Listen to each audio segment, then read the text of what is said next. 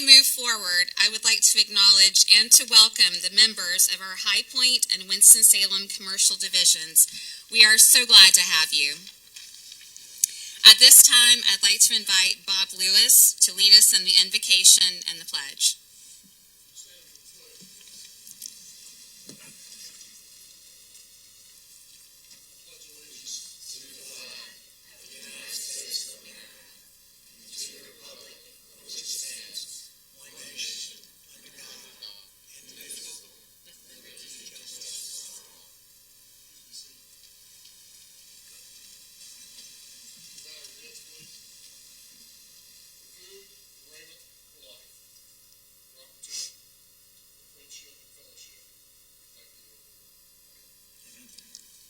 Thank you, Bob. At this time, I'll go ahead and just run through some of the upcoming events. In July, there will be no event. However, I really encourage everyone to come out to the polls on July 26th and vote in the municipal general election for Greensboro City. If you're like me and you've made your summer vacation plans early voting will be held from July 7th through Saturday, July 23rd. Absentee mail ballots are also available. Please visit the Guilford County Board of Elections site for more information, including polling sites and information about same-day registration if you're not registered to vote. August the 23rd, please plan to join us for the mayor panel and luncheon. And then on September the 13th, we're going to have the Carolina Core Summit. So we will plan to arrive here at GRRA at 11 a.m. And then we'll take buses out to Sanford, and that'll be from 1 to 4. So please plan to arrive actually no later than 10:45. Registration for upcoming events will be posted to our events page, or if you prefer to receive notification directly to your mobile, you can sign up and register by text. Please see Peter afterwards to find out more about that. It is my privilege, along with my colleagues Bob Lewis, Chris Lowe, and Robbie Perkins, to sponsor today's lunch on behalf of the NAI Piedmont Triad Industrial Team. And as a shameless plug, I will tell you, we have 533,000 square feet in northern Rockingham County, 176,000 square feet in southern Rockingham County, 110,000 square feet in Winston-Salem at Whitaker Park, and 1.5 million coming out of the ground in succession in Kernersville at Piedmont Commerce Center. Do we applaud? And now I would like to give a quick introduction of our panelists this afternoon. Please welcome the following panelists. And if you will please plan to join us here at the table, as you all have, and raise your hand as I introduce you. We have Leigh, who is the Senior Vice President of Economic Development for Greater Winston-Salem. We have Craig Goodson, President and CEO of Davidson County Economic Development. We have Brent Christensen, President and CEO of the Greensboro Chamber of Commerce. Kevin Franklin, President of Randolph County Economic Development.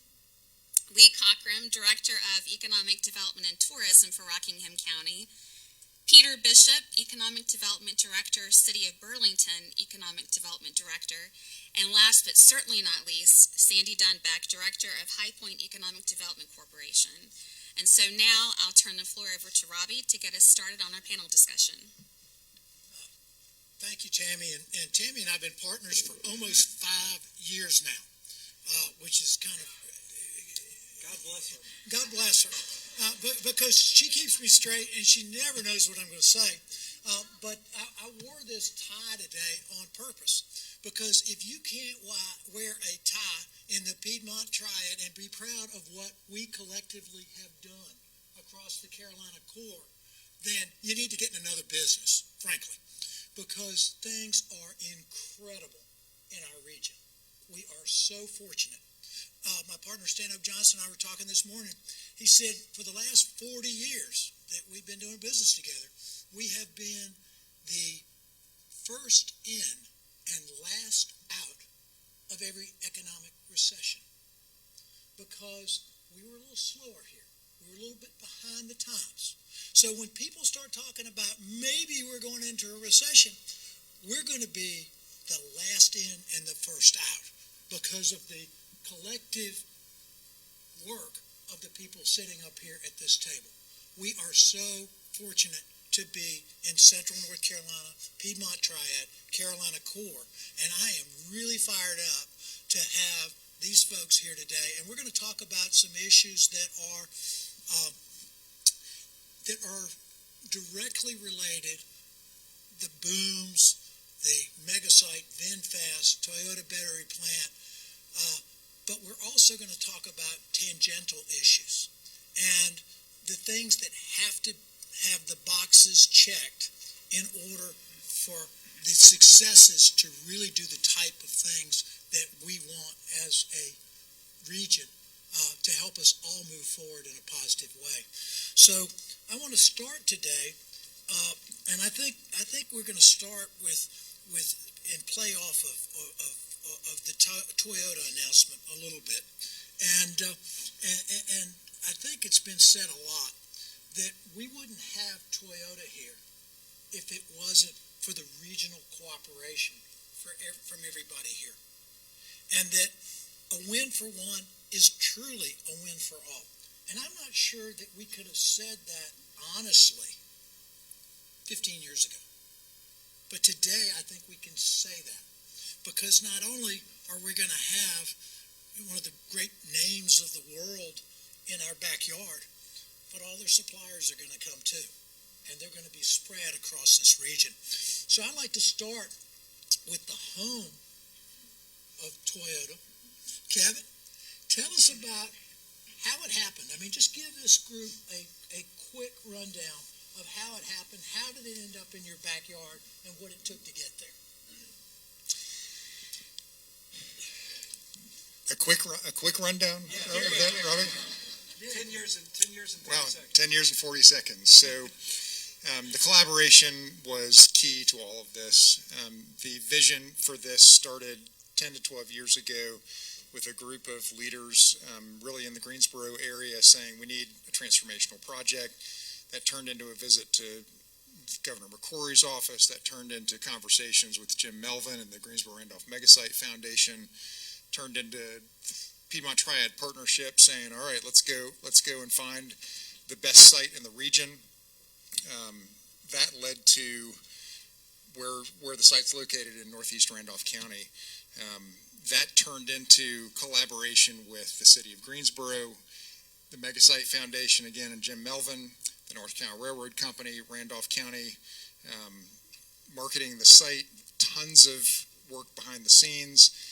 Toyota Mazda letting us all down in late 2017, early 18, but understanding that all of the work that went into getting ready for Toyota Mazda the first time was going to get us in a good place for whoever that next client was going to be. Little understanding at the time that next client was again going to be Toyota. So that's kind of in a nutshell how we got where we are today. Now, I'm going to bring it back to Brent Christensen, because these two guys worked a lot together. Did trust? I miss Kevin. I miss him. We don't get together as much anymore. Yeah, we need to. I'm not believing that. Does trust make a difference in building the kind of relationships that you guys had to forge to make this happen? Oh, absolutely. I mean, when you have a group of folks, and Kevin mentioned, I mean, it's probably a list of 100 long that touch this project in any way, shape, or form, and you're meeting on a regular basis, on a monthly basis, holding each other accountable for the things that need to get done to get that site ready, to get to go out and go prospecting, to do the things that need to get done to land a Toyota.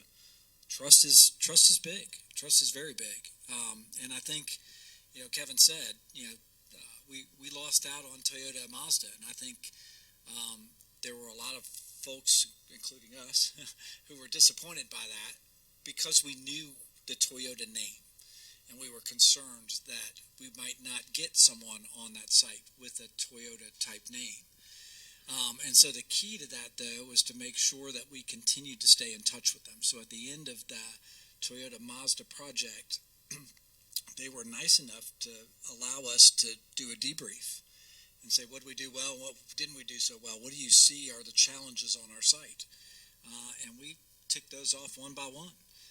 And about every 4 or 5 months. We just check in and say, by the way, here's that list, and here's all the progress we've made on it. And so when the phone call came in June of last year and said we got another project from the same consultants, we didn't know it was the same company at the time. I think we had our thoughts that it might be, but they already knew what our site was. It wasn't the sale was over. Convincing them and proving to them that we had done what we said we were going to do was all that had to be done. And so not only trust Robbie within our team, but the trust that was developed with the potential user and those consultants was key to it as well. Now, we've got folks north of here, south of here, east of here, and west of here. And we wanted to start with the Toyota announcement. What have the rest of you felt since the Toyota announcement? Leigh, can you start?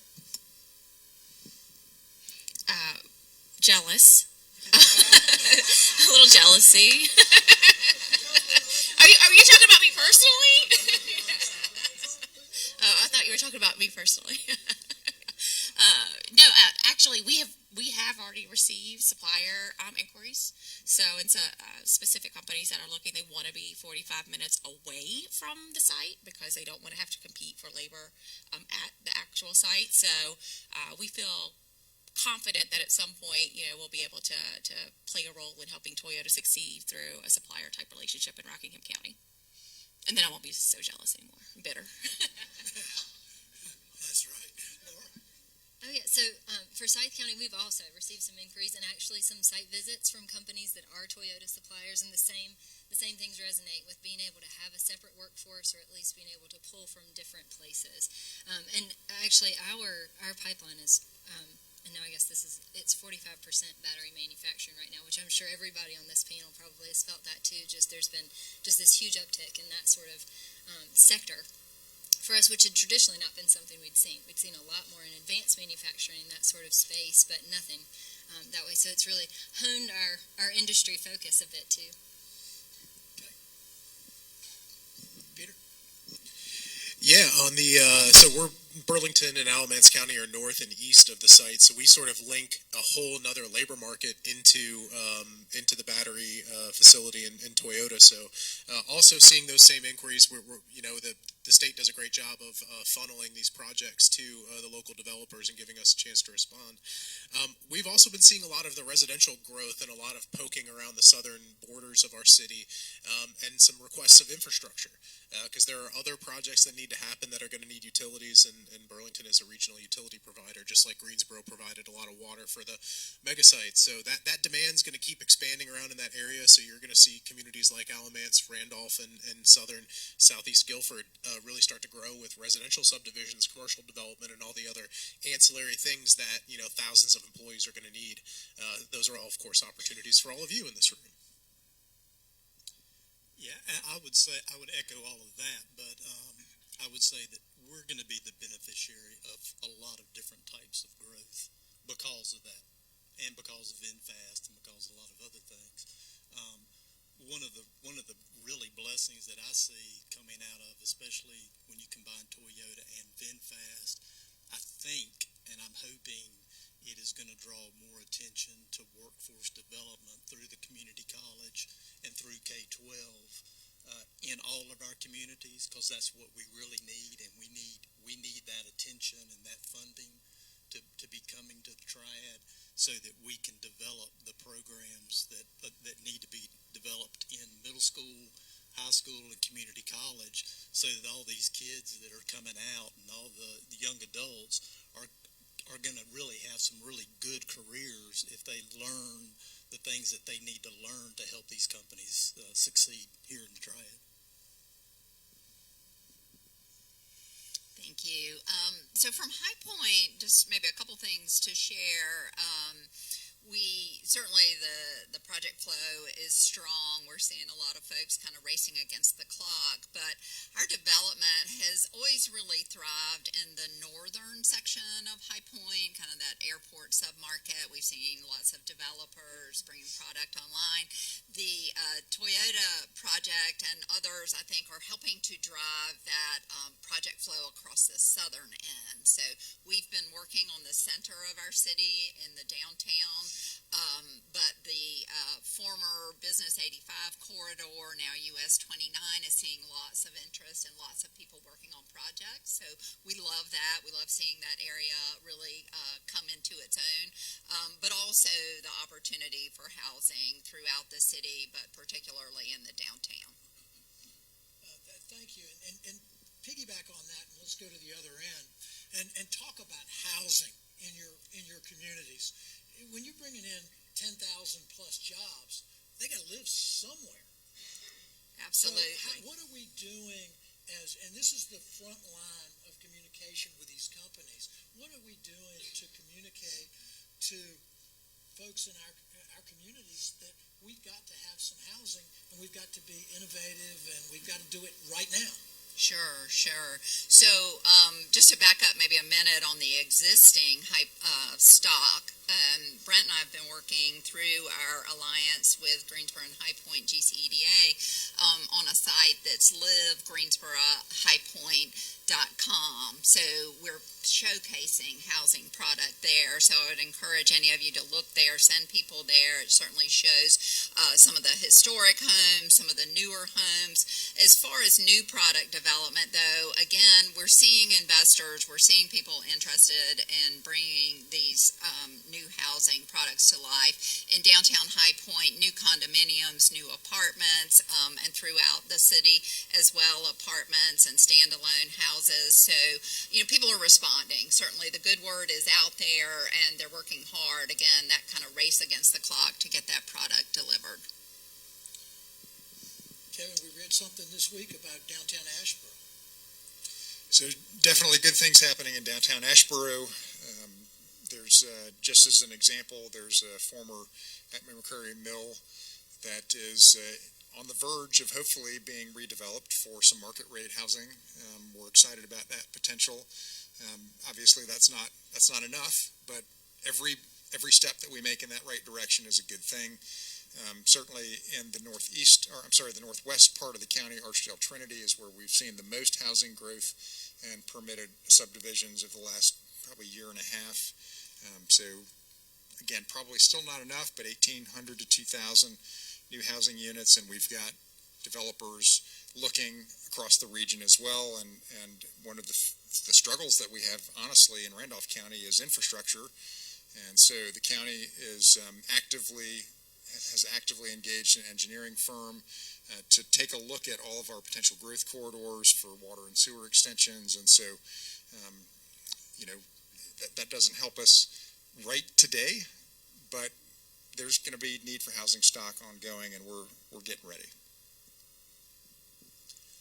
We're seeing a lot of small neighborhoods being built, one road, three road developments, and that is ongoing everywhere. I mean, I'm amazed. I was trying to take a shortcut to somewhere the other day, and the last time I went on that road, there was not even a road that was coming off of that road. I went by yesterday, and there's a whole development that's been built, and it's been within a year. So, that's the kind of growth that we're seeing everywhere. For large developments, Egger Wood Products got a lot of interest from people that want to build, but it gets back to infrastructure. We had a potential for the mixed-use development that was going to be over 1,200 homes, but the infrastructure needs are preventing that from happening right now unless they get annexed into the city, and they don't want to be annexed in the city because then it becomes an 800 home development that doesn't work because now you got to build houses that nobody can afford. So those are kind of our housing issues, but in all of the pockets of our county, we're seeing a lot of growth in residential right now. Yeah, I'm going to speak generally for Alamance County. If any of you have driven through the Mebane area, the explosion is real. There are, 2, 3, 800 home subdivisions being approved pretty regularly, in addition to some of the industrial growth in the eastern part of Alamance County. So that's been significant. Just in the last 3 years, the city of Burlington has approved 5,500 new multifamily and single-family units, and that's just within our city limits and ETJ. Not even thinking about things that might satellite annex in the future through utility connections. So housing has been brisk in the neighborhood that I'm in. We've all experienced this, but the price increases have been incredibly brisk, which is great if you refinance before January of this year, but not so much anymore. I think that's something that we're seeing is interest rates and the cost of materials previously and the availability of labor have really pinched the ability of contractors to get housing done. The subdivision that I live in is an 1,800 home subdivision, and all the little pockets of undeveloped property are under construction, but half of them are framed up and sealed up, but they don't have finished carpenters inside. They don't have appliances. So there's a lot of things that are putting pressure on that housing market. I would agree with folks that our success has been really, really strong in this region. So I think Robbie put it best. We're going to be the last in and the first out in any sort of recessionary trend. Housing is a little bit concerning that it's not coming up a little bit sooner, but like everybody else, and I'm sure we'll hear more, it's been gangbusters in Alamance County and Burlington. Yeah, I got a call the other day from a friend who has a housing developer friend in Charlotte, and he called me and I said, "What, is Charlotte full?" Because apparently it is. They're finally starting to take notice of Greensboro, and he said, "No, it's not full. We just really see Greensboro as an up and coming potential market." And so that's the good news, is that we're seeing a lot more from not just internal but external forces coming to bear. We have a housing issue that is an all of the above solution that's needed. It's everything from affordable housing on through. There's a lot of need throughout our market, and I would say, given where some of these big projects are going and are going to go, southeast Guilford, northwest Guilford will be some really great opportunities for housing in the future as the booms and the Toyotas and others come online. And Publix hasn't even started really hiring yet, and we keep talking about boom and Toyota, and Publix hasn't held their first big hiring fair yet. So there's a lot that's about to happen here in Guilford County and it'll last for years. It will certainly last for years. Yeah, that's the whole benefit of economic development, is that it's not just for 1 year; it is the long term. So our kind of along those lines, our planning board is looking at a comprehensive plan, updating our comprehensive plan, which is what we knew. We had that on the plan anyway, but they're really working toward diversity of housing, like Brent was saying, that affordable housing is something both our city and county are looking at. Land that's owned by both entities as options for affordable housing. Some of those we really hope stay industrial for other projects in the future, but they are really considering those properties, and we think that's really important. It's important for all of our citizens to have quality housing opportunities. And then as far as what we're seeing from a construction standpoint, rental units are really high. A ton of apartments. We have about 5,000 downtown. We have 500 coming online just this year, and then another 300 coming online next year. So we're coming to our own with more rental units. Very similar to everything that you've heard already. So we have in Rockingham County, Eden and Reedsville have about combined 700 rental units coming on from old mill redevelopments that should be happening to new apartment and townhomes that are going to be built. And then in southwest Rockingham County, we've permitted, I think, 600 and roughly 60 homes, but we have about 2,500 new developments that we would like to permit. On paper, as many of you know how this works with DEQ, we're out of capacity at some of those spots, but the county has been really forward-thinking, and we've committed about $24 million. It's under design engineering right now, so we can permit and get, at least for Rockingham County's own use, a 2 million gallon a day sewer plant. Water isn't the issue; it's really sewer. So we have to have that permitted by the end of this year. And DEQ has been great to work with, actually, which rare, can you say that? But they happen. And so they're like, look, you get it permitted and let's see how we can work with you, because they don't want to also hinder the great development and the momentum that we're seeing. So we're excited about that. Well, what this is telling me is that this isn't one place or another. It's all over our region. And so how are we going to positively embrace this growth, keeping up with our infrastructure, keeping up with our schools, and retaining the quality of life that, frankly, has attracted all of us to want to be here and is what enabled us to sell these larger corporations on the region. So how are we going to balance all of that? Can we start talking, Leigh?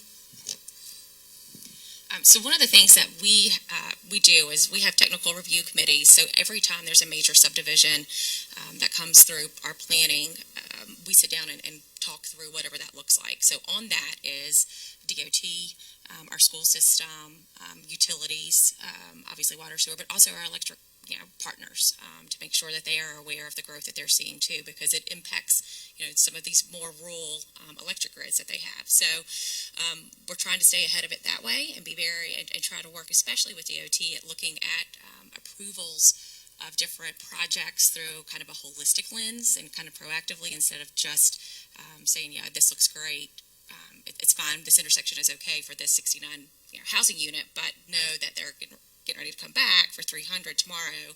So what is that going to look like for this intersection long term? So really trying to be proactive on that end, so we're not digging twice and kind of ruining people's quality of life when we don't have to.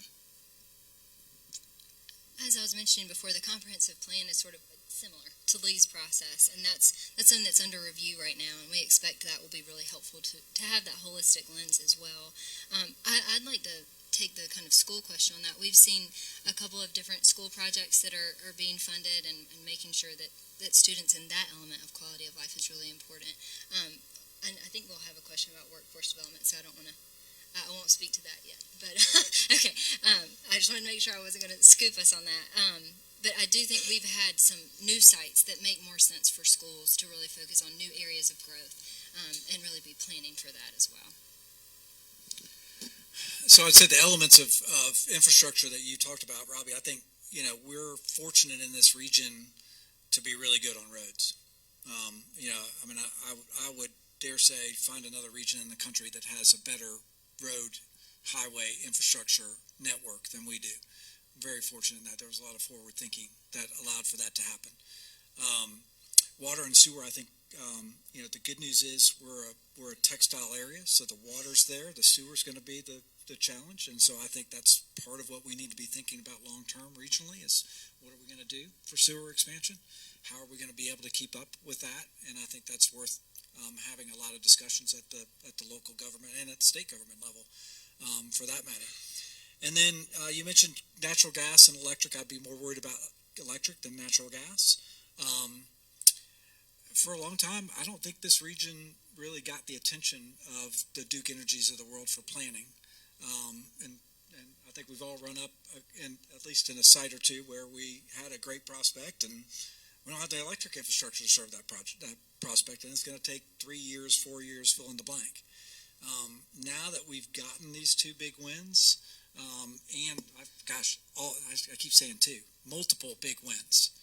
Hopefully, we're getting some more of that attention at the Duke Energy level of their planning staff saying, okay, we need to make sure that we're going to be able to meet the electrical demand throughout this region over the next 5, 10, 15, 20 years. Because I'm not exactly sure that we've gotten that in the way some of our other neighboring regions have, let's just put it that way, in recent years. Yeah, that's an excellent point on electrical infrastructure. It's just so crippling to have a great piece of property that's going to take 2 years to serve and a lot of additional infrastructure built out that is borne by the ratepayer. In Burlington and Alamance County, of course, Burlington is a former mill town. We actually have 2 water plants and 2 sewer plants to serve a population of 60,000 people, which is pretty crazy when you think about infrastructure. But each of those plants has significant infrastructure capability to expand. and likely why we're having some more greater regional discussions on partnering with other communities to use some of that capacity that's already in the ground, and then you start designing pipes instead of designing new plants and new infrastructure. That's more significant. From a school perspective, I guess I'll go way back to the 1700s. If any of you know the Battle of Alamance, Alamance County is a very anti-tax community. They had the first known uprising against taxation in the South happened in Alamance County, the Battle of Alamance against Governor Tryon. So it was pretty remarkable that 2 years ago Alamance County passed a bond initiative to build new schools and invest even more into their educational infrastructure. That was a big win for the county. It also helped build a community college facility that we'll talk about here in a little bit. But those education improvements have been made and are ongoing. There's a new high school under construction between Graham and Mebane. Education is something the community heard a lot about, and the importance of those investments, so that the county has moved forward with some of those, and we're excited about those growth investments. Well, I think we're in unprecedented times. We're seeing more growth than any of us have ever seen before. We're seeing costs, I would say, higher than we've ever seen before relative to the market. A lot of pressures that are happening, and the fact is, those costs are going to go up. And we are in a cycle of where we, at least in Davidson County, where we did a lot of infrastructure to prepare for development, and we created industrial parks, and now they're all except one's about to be full, and now we're back to the infrastructure issue. And the infrastructure fix that was $5 to $10 million 20 years ago is $120 million now. And you can't keep tax rates the same and have $120 million improvements, or you just don't make the improvements and your growth stops. So there are a lot of hard decisions that county officials and municipalities are having to make to try to do everything they can to provide great places to live and the affordability. Unfortunately, it's just being exasperated now because the costs of doing that infrastructure and the costs of other things with inflation going up are just making things spiral out of control. And we have situations where we're putting some of our county projects on hold, knowing that a month from now they're probably going to be 5% higher. And then what are we going to do? And if it keeps doing that, and everybody says, well, the prices are going to go down, and they're not. They might level off, and they might come down a little bit, but the prices we have are kind of the prices we're going to have for a while.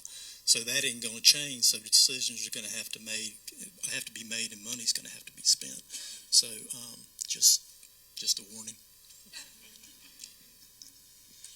So I've mentioned already that Randolph County is engaged with an engineering firm now to do a study countywide for water and sewer growth corridors. One of the things that is certainly important in Randolph County is the quality of life piece. And I know that's a little bit different wherever you are. For some, quality of life is downtown Greensboro and bars and restaurants and opportunities for late night. Well, a lot of what we see as quality of life in Randolph County is open space. And so essentially what we'll see for the most part is south of Highway 64 is going to continue to remain pretty rural. It's unlikely that we'll see significant water and sewer extension there. So the agricultural part of the community, which is really a pretty critical part of our local economy as well, is going to continue to thrive. And even the growth corridors that are being studied now for water and sewer extensions, I think you'll see growth along those primary corridors. But once you start getting back off of those, you'll still see that rural character being maintained. And then just to touch really quickly on things like schools, we do have capacity for growth in all of our schools across the county right now. We brought a new middle school online this past year, and don't know how everybody feels about the charter schools, but we have a pretty large charter school that's in the kind of the southwest part of Randolph County, and that's grown significantly, and that's taken a fair amount of pressure off of a lot of our traditional public schools as well in terms of school population. So I think there's some positive things that we have going on in Randolph County. Thank you, Kevin. Just to comment a minute on infrastructure, I think I agree with the comments about sewer a little bit. You know, we all need to make sure we can try to keep up with that, and I think regional conversations about that would be smart at this point. If you think about High Point, though, and being a fairly long, linear urban city, many of these sites that people are looking at right now are fairly close to all the infrastructure that's been in place for many years. In addition to on the gas and energy side, on the energy piece of that, there is Duke Energy, of course, but High Point is an electricity, so there's quite a bit of capacity there, particularly in the southern part of the city of High Point, which actually extends a bit into Randolph County, Davidson, and Forsyth. And then on the western end as well with Energy United. So, you know, nice for these clients to potentially have options and sometimes customer choice. But it's critical for any project to get over the finish line to have those services so everybody's paying attention. High Point does have that technical review committee, so projects are brought in early and those conversations are being had. I think that whole quality of life and schools piece is similar to what a lot of the other folks are saying. We think it's important and obviously have invested heavily in our downtown and are seeing continued investments in private and public schools. Okay. We're going to get into workforce in a minute, but before we do, I just want to talk a little bit about realtors and why we can make a difference in all of this. And I see Kelly Mark sitting back over here on the right. He was the 2021 president of the North Carolina Realtors, NC Realtors, and that's a group of about 52,000 people across the 56,000. Kelly got them growing 4 more in the last year. 56,000 people, and the influence that this group has over policymakers is important for us to be able to put the housing in place, the schools in place, the workforce in place. I also want to mention that we have Sheila Knight here today. She's a member of the North Carolina Economic Development Partnership. And those are folks that work with these frontline professionals to make things happen in North Carolina. So the realtors are at the table. And all of us in this room need to take advantage of our realtor membership in order to make North Carolina more prosperous, and certainly to make our elected officials knowledgeable about why it's important to have housing to support all this growth. So we're going to get into workforce, and that's going to kind of wind us up because we're going to be out of time. But if you've got all of this stuff happening in your region and don't have any workforce, what's the result going to be? It's going to be devastating. So what are we doing as frontline professionals to enhance workforce in our various regions? And what kind of advocacy would you want us as realtors to help you with in order to promote positive changes in workforce development? Thank you. Workforce, you know, and that's been one of the most important things for many years. And we were blessed that we had a workforce when many other communities were already out and had extremely low unemployment. So I always felt like I could raise my hand and said we still had people to work. I think we're certainly moving in a different direction now. So in addition to wanting the workforce that we have to be fully engaged, trained, and ready to go to work at any of these opportunities and then to gain progressively responsible experiences, we also want people to move here. So again, you know, getting people from other markets to think about this region as their future home. What a great place it is. You know, we talked a lot about people boomeranging that had gone to work somewhere else, that grew up here, went away to school. We want them to come back. There's been a lot of campaigns in regard to that. But certainly, as realtors, please, encourage people, connect those folks. If people talk about workforce issues, I would say connect them to Guilford Works. That's here in Guilford County, that would be the organization. PTRC has the more regional group, but there are, paid professionals that provide free services to help people find the talent that they need. So we want people to be aware of that. And as well, I would say for younger people that are coming up through the high school systems, there's so many opportunities for them. They can choose to go to any one of the great four-year colleges and universities in this region or go further away, but they can also participate in programs here locally. We have an apprenticeship program that's really strong. I think most of the other communities all have those as well and are embracing that, that learn and earn so that they can be self-sufficient fairly early. It's really helped our manufacturers, and they're buying into that and putting people to work, really at a high level. Other opportunities in aviation, in High Point, Andrews has an aviation school.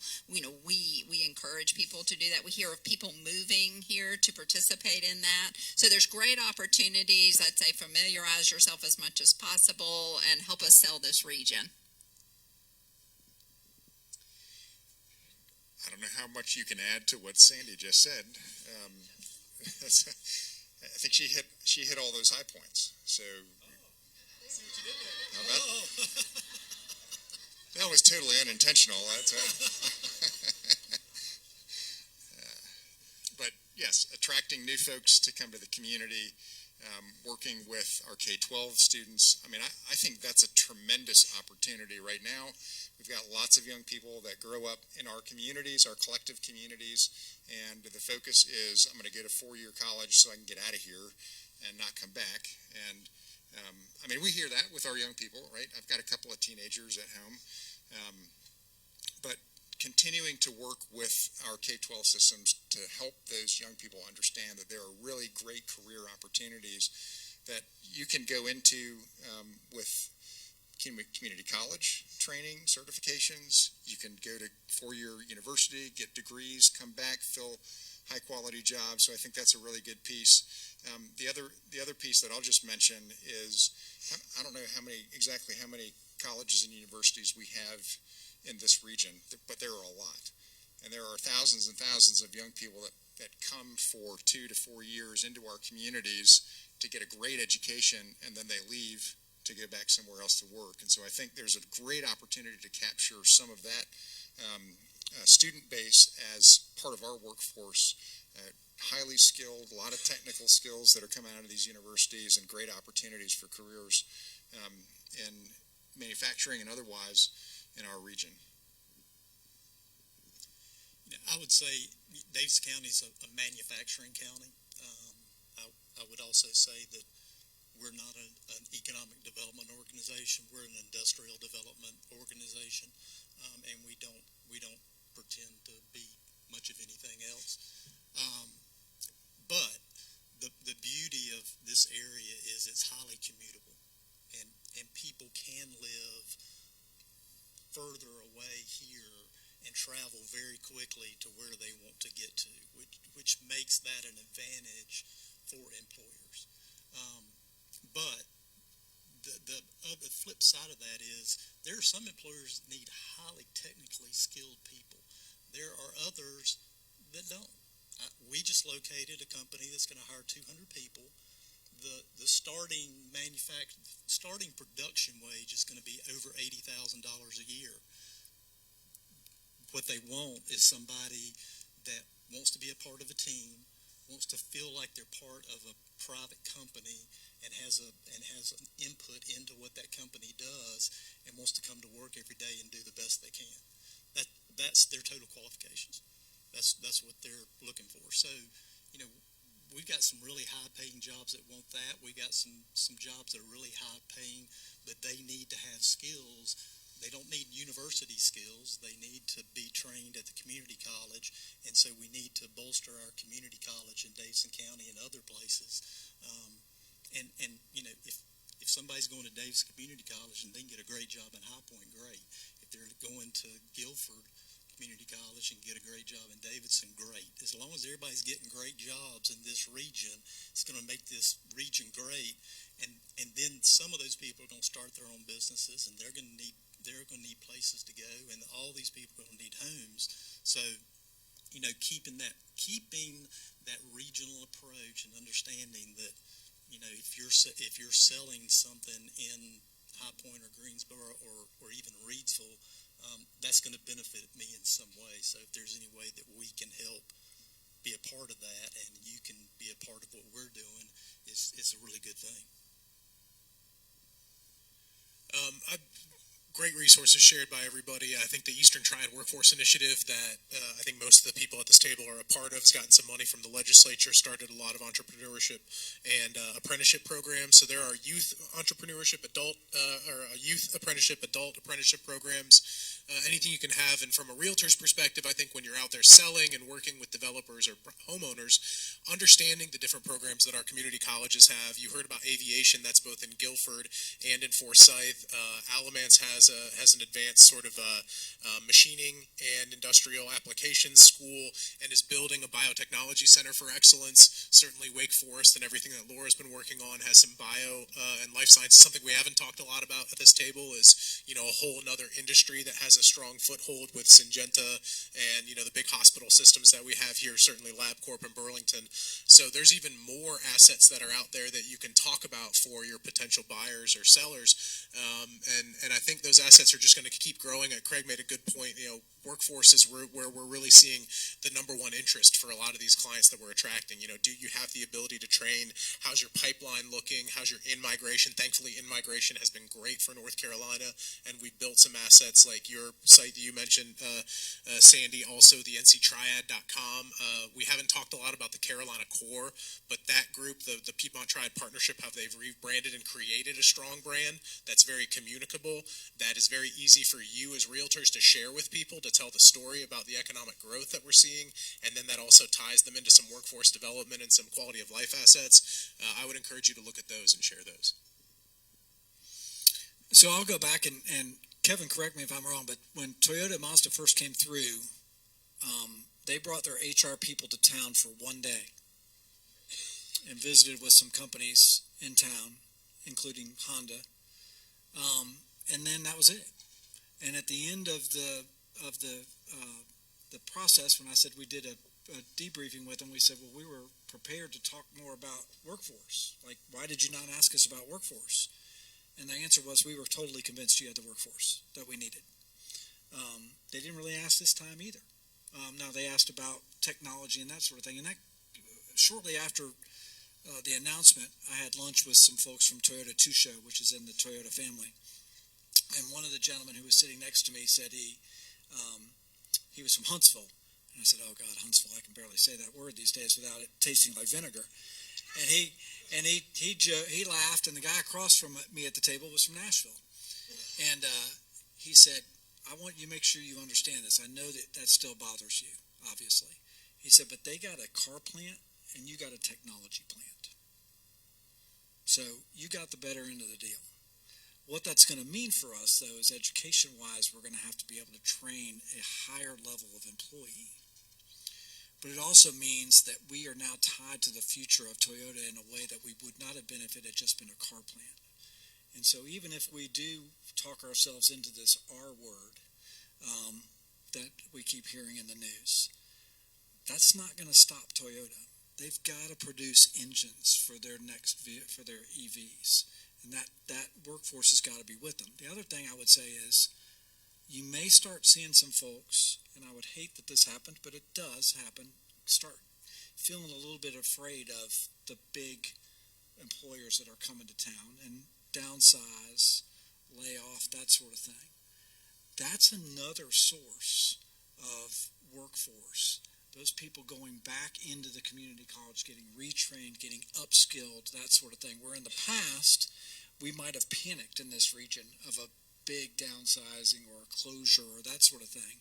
In many cases, those will be opportunities for those folks to get new, better jobs. They may not feel it right at that point, But if we can have that infrastructure in place, and I believe we will, to make sure that those folks have an opportunity to be retrained, that will mean a really good improvement in their quality of life.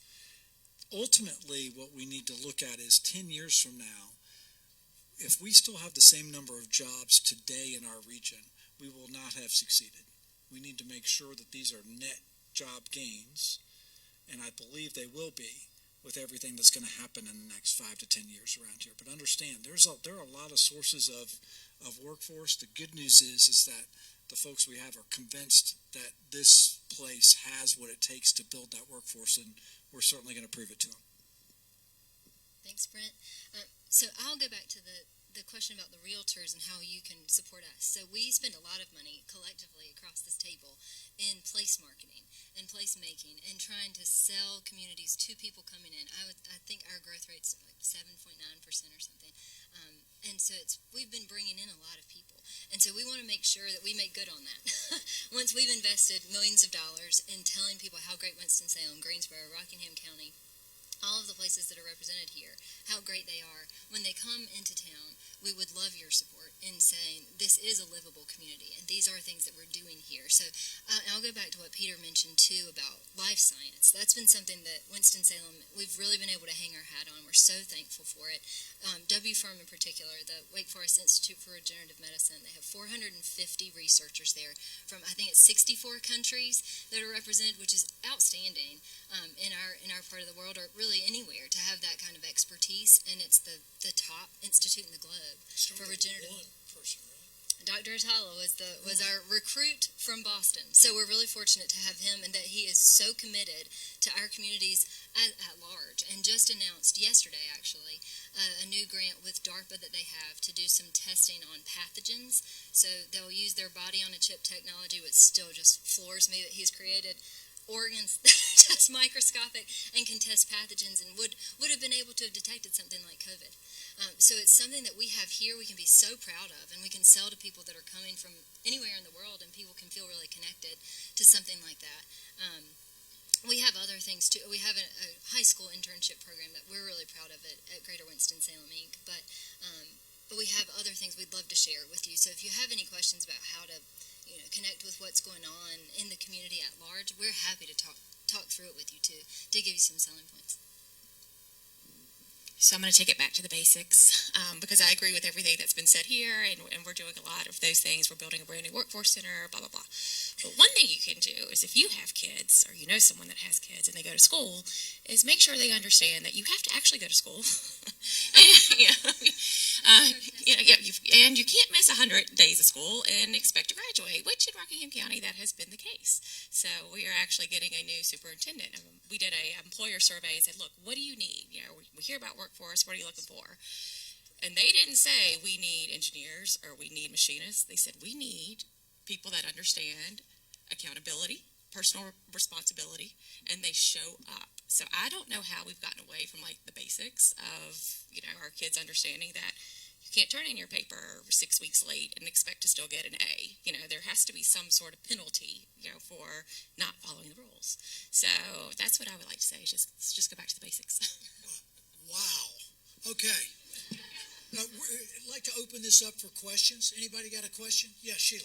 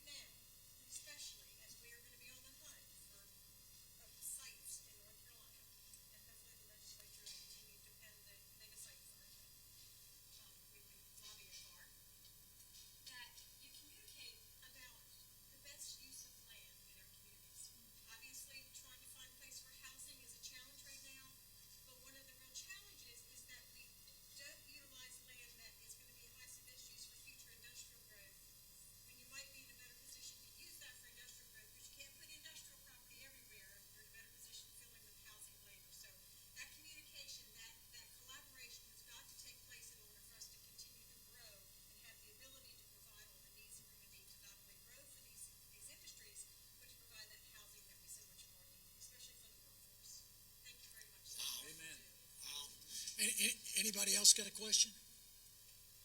Yes.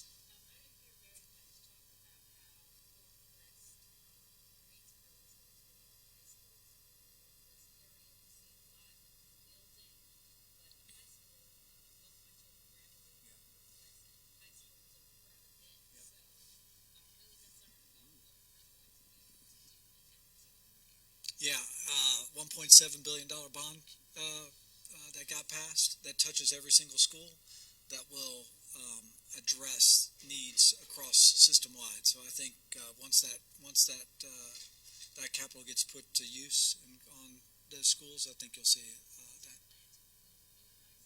I don't know the answer to that. I don't know the minute details of that, but that's. They went out and looked at every school based on capacity, based on overcapacity. Do we need to build a new school? Do we need to build an addition? Page High School is being leveled and a brand new school is being built. So the only reason I know that is because my kids go to Page. So I don't know what's on store for Northwest, but there is a plan in place that you can find on the school website that addresses all that. Every single school in the system gets touched by that $1.7 billion bond issue. Which is great. Yes. Going back to housing and new construction, so I'm a residential builder and I have a couple clients who are building houses, and it took over 6 weeks to get the building permit from the city of Greensboro.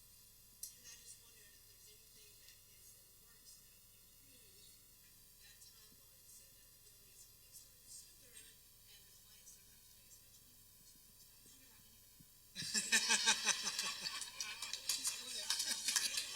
to pay as much money. She's quick.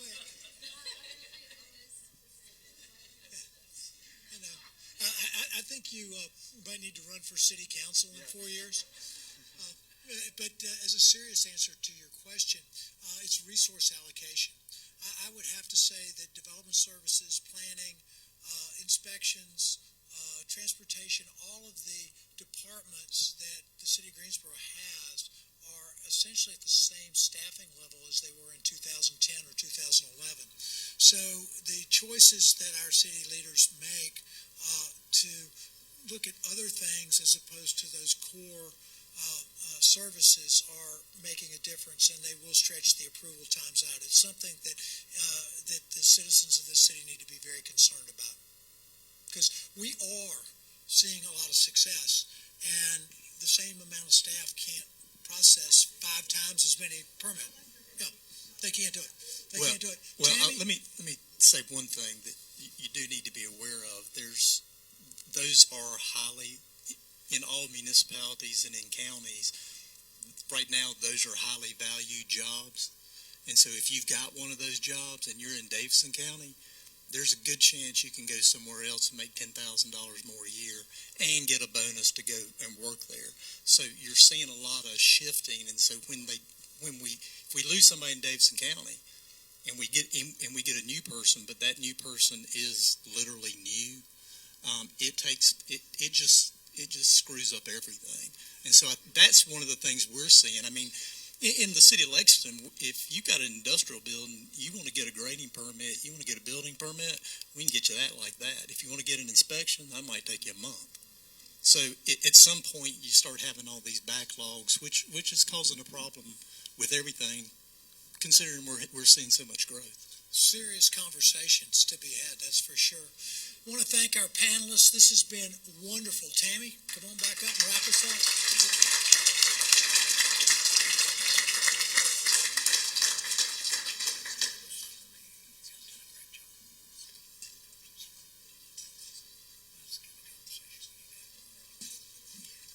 Thank you, Robbie, and thank you to all the panelists for being here today. Just a few things to wrap up and a couple of reminders. Remember that if you are a GRRA member, that your membership dues bills are due by June 30th. Death and taxes, right? For those on auto pay, your card will be charged today for your dues and fees. And if you have any questions, always reach out to Peter Johnston or any of the staff. And last but not least, anyone who may be thinking about joining the RCA board, we are recruiting. We have folks who are rolling off, and I can't be a chairperson of one. So if you are interested, please see me or any of the current board members after the meeting. And just to conclude today, I want to thank everyone for coming out today, and to all of our panelists, we appreciate you sharing your current economic development efforts and your recent successes. Your contribution to the overall growth of our community is leading us forward. Everyone, have a great afternoon. Thank you.